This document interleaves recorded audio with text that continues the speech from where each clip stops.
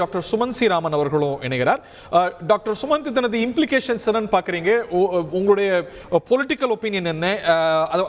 அவர் வந்து ரெட்டலைக்கு எதிராக போட்டியிடுகிறார் இந்த தொகுதியில். அதனது விளைவு என்ன? ஆன்டி டிஃபெக்ஷன்லாம் இதில் வராது, அவர் எம்எல்ஏ பதவிக்கு பாதிப்பு ஏற்படாதுன்னு டாக்டர் திரு தமிழ்மணி அவர்கள் சொல்றார். What is your opinion? என்னுடைய கருத்தும் அது அவர் தமிழ்மணி அவர்கள் சொன்னதுதான் என்னுடைய கருத்தும் கிட்டத்தட்ட. ஏன்னா அவர் ஒரு கட்சியில் இணைந்தால் நிலைமை வேறு, ஆனால் ஒரு சுயேட்சை வேட்பாளராகத்தான் அவர் போட்டியிடுகிறார். இப்போ உதாரணத்துக்கு அவர் பாஜக இணைந்தார் என்றால் சிச்சுவேஷன் இஸ் டோட்டலி டிஃபரண்ட்.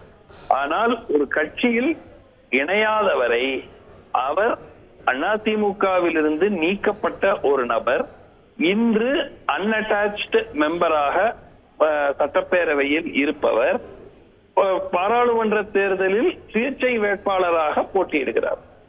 அவ்வளவுதானே? சோ அதனால அவர் பதவிக்கு ஆபத்து. ஒருவேளை அவர் அதிமுக என்று அவர் கிளைம் பண்ணி கொண்டால் நிச்சயமாக சிக்கல் வருவதற்கு வாய்ப்பு இருக்கிறது. ஆனால் அதை அவர் அவர் கிளைம் பண்ணிட்டு இருக்காருங்க. ஆனா கோர்ட் ஆர்டர் கொடுத்துட்டாங்க. இதுக்கப்புறமும் தொடர்ந்து நான் தான் அதிமுக.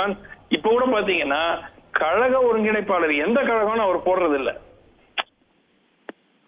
அதிமுக உரிமை மீட்பு குழுங்கிறாரு, அதனது ஒருங்கிணைப்பாளருங்கிறாரு.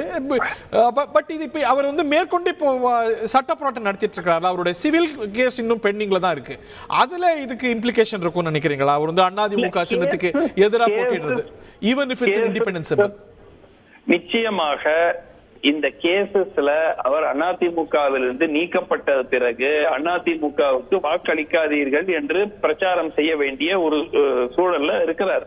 அது செய்யும் போது நிச்சயமா அது அந்த கேசஸ பாதிக்கக்கூடிய ஒரு ஆபத்து இருக்கிறது.